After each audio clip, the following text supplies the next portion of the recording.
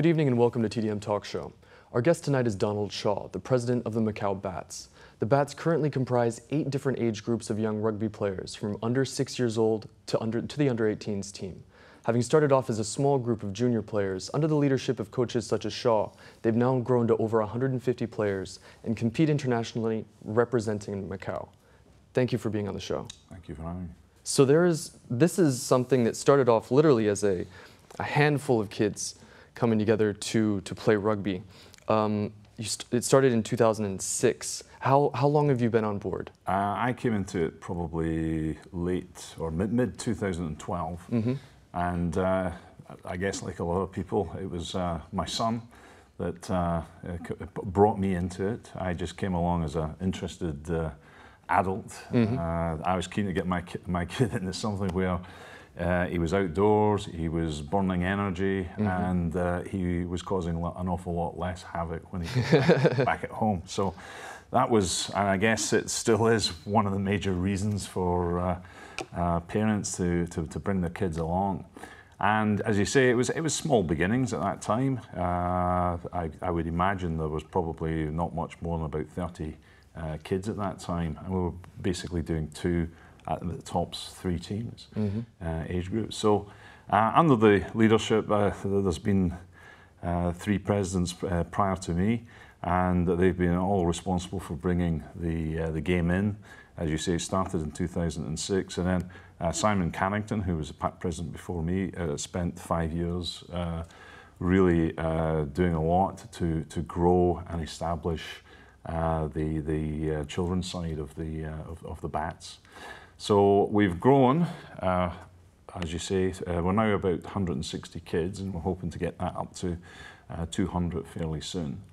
And we've gone from being probably at the start a more, if you like, expat-focused group of players, to now we have a very good local representation. I would say now that close to 65–70% of our players are local Macau players. Great.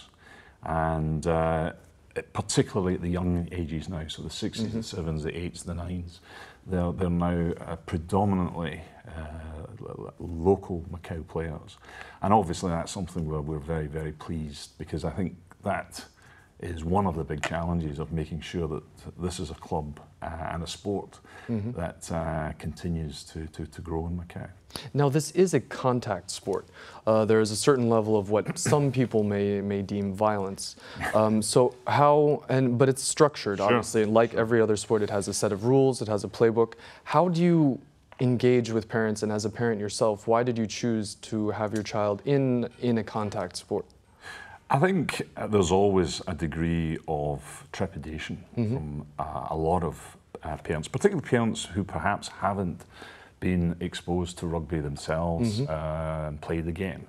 So I think there's a number of things. First of all, I think it's like all sports. All sports are predominantly a great way of getting your kid exercised, getting them involved in teams, getting them to socialize, getting them to understand how to work together to win, how to deal with disappointment, how to deal with losses, and discipline. And I think those are all great facets for any kid to be exposed to. And I think if you look at rugby, it's not just rugby, there are other sports that will equally do this, but I think rugby is particularly good at bringing those characteristics to the fore. Now, the question is the contact side of things. I think, as I say, that there are a number of worries about that. We bring it in. We bring it in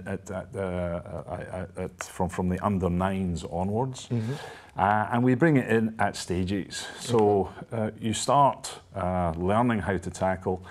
You also, big part of it is learning how to fall properly in a way that minimises the chance of any kind of injury. It's also, as you said, the game, because of the propensity or the possibility of injury, it has to be refereed and ruled and structured very well. So coaching is a very, very big part of that. And again, the discipline, getting across to kids how the position to be in, where to put your arms up as you're going down, how do you protect your body, how do you present ball, etc., etc. So there's a whole, if you like, technique that needs to be to getting hit. It's not just a question of wham bam, let's get at it. I think it's like any. It's similar to martial arts. There's a whole bunch of rules, technique, and discipline, and respect, both for yourself, but also your opponent. That has to be learnt, observed, and brought to the games. Now, from the coaching side is very important to that, and you have to manage a lot of different coaches to be able to handle all of that large group of children divided by different age groups. How many coaches are you lucky enough to have working with, and how hard is it to keep and develop those coaches? Especially, it's not an easy activity. Everything changes. The only constant is, as most people would say. We're lucky at the moment. We've got just over 30 coaches, and it's a pool. I mean, what I would say is you have to have that kind of number, because you cannot. Everyone's a volunteer, so they're not going to be able to make every week. So we try to basically have a pool of 4 coaches for each age group. Okay. And then with the view that says we hope that a minimum of 2 every week will be able to be there. Okay. And then there's a structure around, as we go through the season, as to how the skills are taught. Basic skills, passing, fitness, running, defense, attack, structure. It's modular, so that you can, one coach can dip out if you like, but someone is able to run that the next week, no problem. Okay. Now Macau has continued to have the presence of a rugby team and the rugby union since 1996, when it was originally formed. But we're right next to neighboring Hong Kong, and that has a very, very strong rugby presence, as evidenced by the Hong Kong Sevens. Yeah. And the rugby culture is very alive in Hong Kong. So how does Macau tap into that? Well, one of the big benefits of Macau is the proximity to Hong Kong, and we're very fortunate. The Macau team plays in. There's a series of festivals that are held throughout the season, and that actually becomes the main pillars of our season. So there's six weekends where we go across to Hong Kong. And Hong Kong has about 22 junior teams across Hong Kong. And so we're going in there. And we've gone in literally from a position of 23rd. And I would say now most of our teams are at the we're not quite at the sort of top first division, but we're probably towards the top of the second. So we're in that sort of 6th to 7th position. And that's pretty constant across the age groups. So that's something we're encouraged by, clearly, and B, we'd obviously in time like to improve on that as well. But not only Hong Kong, you're doing regional stuff as well, and which is very important for them to compete not only here, but also to face other international teams. Absolutely. There was Bangkok 10s. This was the second year, is that correct? Bangkok 10s was the second. We previously, there used to be a large festival held in Kuala Lumpur, and that was our annual, if you like, trip where we'd take the team, they'd measure up against, and we'd see how we fared against other teams across Asia. Which can be good or depressing, depending on which team. It was usually a mixture. But, no, I mean, it's all good news in the end, because even you come back, even if it hasn't been a particularly successful from a results basis, it's usually very successful from a bonding of character development, and basically players opening up and understanding the areas that they may now need to develop. And again, these are all great skills, not just for rugby, but for how you approach problems and how you approach the rest and issues you'll face in life. So that ability to keep, to keep optimistic, to get some perseverance. I think these are all excellent things that you want to be seeing in young people. What's some of the other new things that are happening though? It seems like Japan is now on the radar, right? Japan, we were invited to Japan earlier this season, just at the beginning of October. Okay. And that was a very big a coup for us. Macau was one of 16 countries that were asked to send a representative team. So they're going as a Macau team? Effectively, we're going there to represent. It was organised by both the Asian Rugby Union and the Japan Rugby Union, and it was a early, if you like, event for their organising committees to start getting some experience for the run up to the World Cup. We're not going to say it was quite of that magnitude. But again, it was something that to generate a huge amount of excitement amongst our players. Off to Japan, as I said, we were one of 16. We got to the final, and unfortunately we lost it. But I think that was a surprise to us. But it showed that Macau, we certainly can punch our weight, and it was just an eye opener to everybody.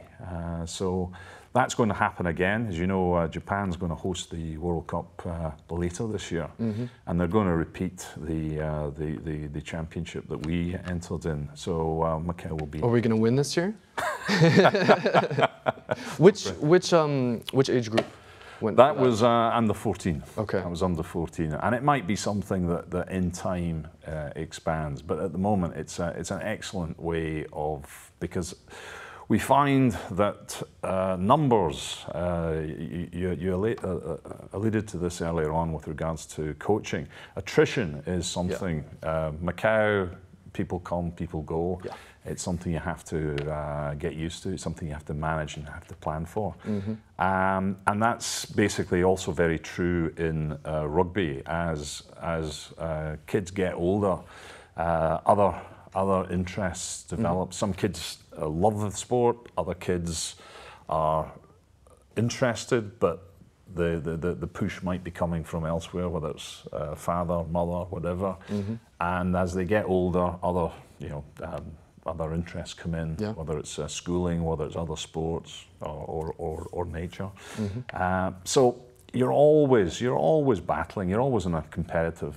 You can never take for granted that these kids are going to stick with you the whole way up. Yeah, true. And that's a good thing, because you've got to keep it interesting. You've got to keep it. True. You can't just.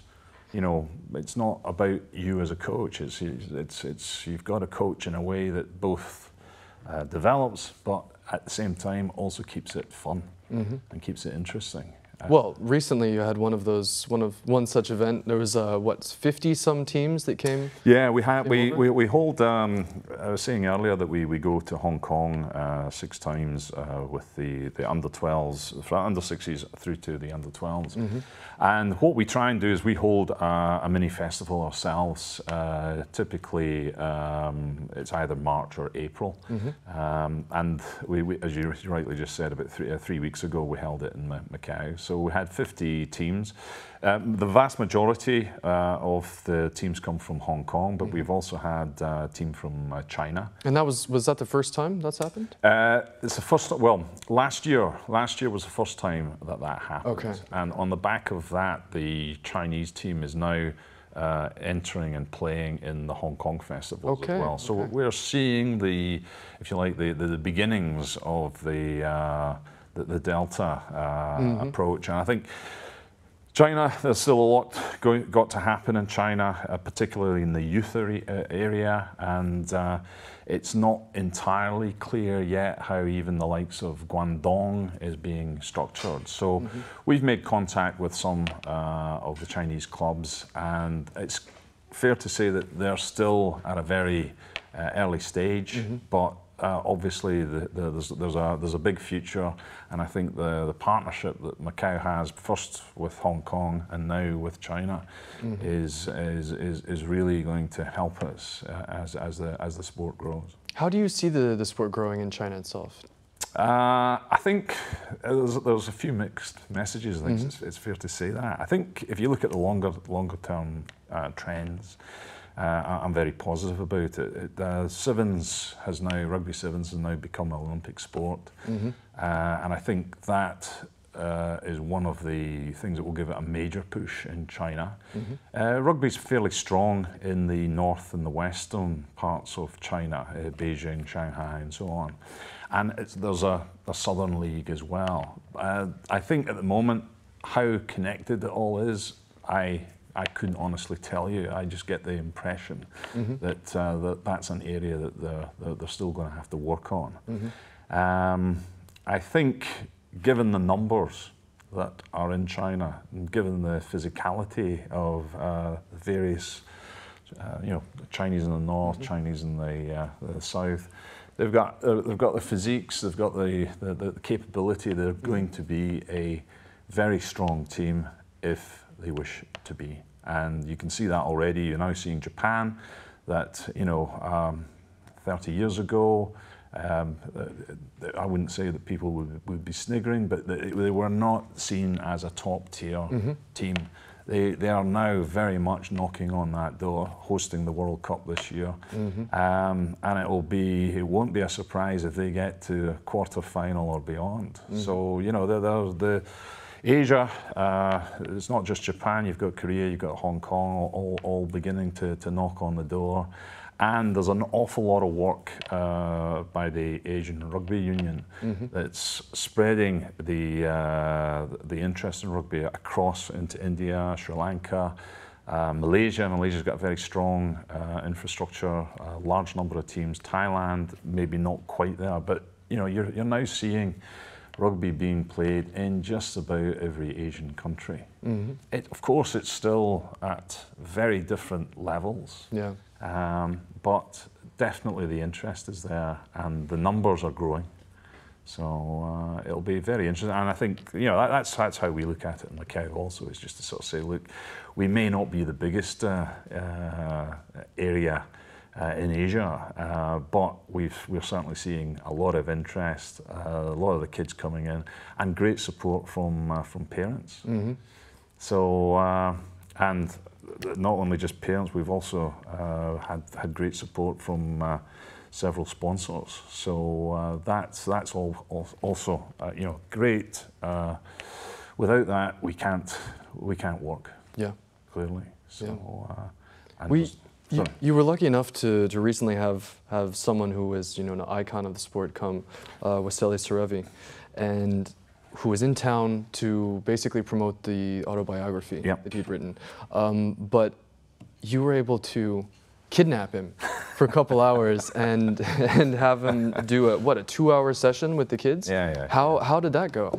It was fantastic. I mean, it was just a wonderful opportunity to have a guy who is one of the all-time greats, particularly in the sevens arena, but even in the 15s arena, a rugby Hall of Famer, if you like. And the fact that we found out that he was coming to Macau, it was one of those things. Well, if he's coming to Macau, there's no way we're not going to ask and see if he would be prepared to give us a little bit of time, which very, very kindly he agreed to. So yeah, we had, I think if I remember rightly, we had about 40 kids. Right. Mainly And how many parents? Probably about 80. Yeah, it was definitely, certainly in the run up to it, the excitement was definitely greater amongst the parents. I think the kids were still thinking out, who is this guy? And then we spent some time showing them the clips, and I think they knew from the Hong Kong Sevens that this was somebody of some note. And certainly after they had the session with them, and a lovely guy and a fantastic session. And I don't think any of the kids that were present at that session will ever forget that. Yeah. It's just wonderful. And that came on the tail end, if I might be wrong in terms of the timeline, of the Hong Kong Sevens, right? That was after the Hong Kong Sevens. Right. It was and there was another big win for the Hong Kong Sevens, which was the team was a part of the parade, right? Correct, yes. How did that happen? Did you just run on the field? No. Patience, I believe. I think it's, as I say, you know, for a long time, the Bats have been involved with Hong Kong. Mm-hmm. And I think over time, it's been, we've been accepted. And this year we were very fortunate that the union, the Hong Kong Rugby Union, gave us permission to take part in the walk pass, mm-hmm. which again, for the kids involved, huge excitement. You're in a stadium with 40,000 people. It's just again another day that these kids are not going to forget, and again it just helps us to demonstrate these are the sort of things that if your kid comes into the club, they're going to get exposed to. They're going to get exposed not just to sporting experience, but life experience. Mm-hmm. And you know, I think these are all great opportunities. Are there any of the, because some of the kids have grown up and they've moved to other countries, and some of them have continued to yep. follow rugby. Do you stay in touch with them? Do they stay in touch with you? Yeah, we do. There's one of our former players is now in France, and he's with I may get this slightly wrong, but the sort of national college. You know, it's basically the under 18. Feeder teams into the national academy. Okay. So that clearly shows you that he's at a very high standard, and it's great for him personally, and also I think reflects well on what Macau Rugby's been able to bring and support mm-hmm. To his development. So yeah, you know, who knows? Maybe someday in the future we will have players from Macau who go on to bigger and better things. But you know, everything starts with small steps. Mm-hmm. Well, starting with under sixes, at that age level, right? It's still a mixed team. You still have both yes, boys and girls. Yeah. Why is that? And when do they have to split? We keep our teams mixed through till 12, under 12. Okay. Okay, and then after that, they have to be single sex. Okay. Now, why do we do that? Sometimes it's just a numbers thing. So we need as many as we possibly can to mm-hmm. be on the team. No, it's a great, and again, it's a great way of including people, mm-hmm. Involvement, breaking down some barriers, and showing, you know, some of our players and under 10s, well, some of our best players are the girls. Mm-hmm. Very determined. Is it good for the boys to be beat by the girls? Absolutely. And I think you'll find anybody who's, you know, they just don't think about it in terms mm-hmm. of on the team or that. It just doesn't, you know, especially, it might be something that when the kids first arrive, they're a little bit open to, or a little bit surprised, but very quickly, no. And those who are with us from the beginning, mm-hmm. it's second nature. So I hope we will be able to start looking at a female team. Mm-hmm. But I think that could still be a year or two away. We tend to have at least 2 or 3 girls at just about every age level, which clearly isn't yet enough to have a team yet. But we'll build on that. Build towards it. Speaking of building, there are quite a few other sports that are prevalent within Macau that are widely practiced. Rugby has been gaining more presence on the scene, but there are still some challenges ahead. What more is needed to develop the sport in Macau? I know that you guys are doing this on a daily basis, but on the ground, what does it look like? I think it's always tough to be straightforward. Yeah, you're absolutely right. Rugby is not the immediate game of choice mm-hmm. For most children, and football, basketball, tennis. These are all ahead of rugby. But I think that's a challenge. It's a challenge to us. It's a challenge to the rugby union to say, look, you've got to become relevant. You've got to become attractive. You've got to be offering an experience that kids want to sign up for. And I think we're moving in the right direction. We've still got a long way to go. But I think we've now got, I think if you spoke to the kids and the parents in the club, you would probably hear some good positive endorsements. And I think it will take time, because I think that the best way of bringing this out will be word of mouth. Yeah. And we're already seeing that has actually been a lot better than any amount of advertising or campaigns that we do. And yes, we'll continue to talk with the schools. We'll try and get both schools competitions and see if schools would be willing to have rugby as part of an overall sports approach. But that's tough. And we understand that schools only have a certain amount of budget, they only have a certain amount of space and a certain amount of money. So that's where I think you've got to choose the battles, fight them well, and move on from it.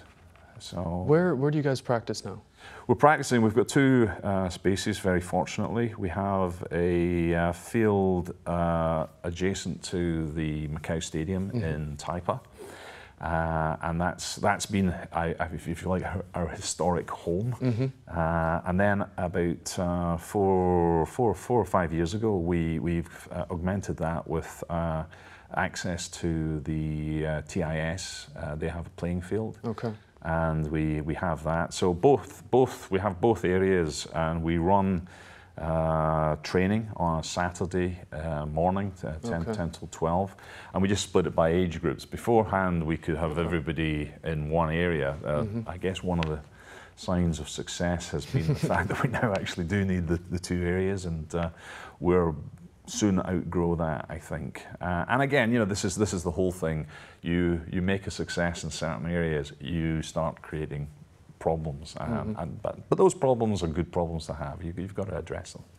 How about obviously making these trips to Hong Kong and equipment and jerseys and everything? It does take money. So I know that you guys work obviously with the Sports Institute, but you also have to have a relationship with sponsors. Do these sponsors approach you? Do you approach the sponsors? How does that? It's a bit of both, to be honest. We've been very lucky. We've had some very good relationships, specifically with MGM, Cotai Waterjet, some local companies like Lord Stowe, JML Property. Free egg tarts? We couldn't possibly comment on that. And Macau Daily Times. So a lot of that is again people who are interested in promoting healthier options and alternatives for kids. I think people know that there's a lot of electronics in most kids' homes these days, and they actually want to find excuses to sort of say, look, get out and exercise and meet some friends and get on with life. Yeah. Don't be so virtual. Get out and do some of the reality. So yeah, absolutely, and we need that support, both in terms of the endorsements, but as you said earlier, also in terms of financial support. We do the whole operation is volunteer, and everything is has to be financed, has to be bought, and trips have to be made to Hong Kong. So yeah, there's a lot of resource that we need, but we've been very fortunate, and we get a great deal of support. More power to you. You've got this coming season, as I think you're introducing the under-19s. Yes. Are there any other new? You're bringing in the under-3s. Not yet. We will probably also bring in an under-11s.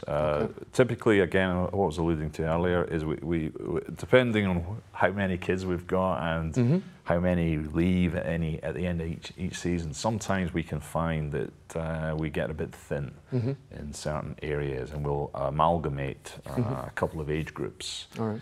And that that's a challenge, but it's also, again, you've got to look at it as an opportunity. And again, we think that the Macau kids that we have, they're usually pretty battle hardened. They're fairly well skilled, and as I say, we're certainly getting noticed in perhaps the more rarefied atmosphere of the Hong Kong leagues.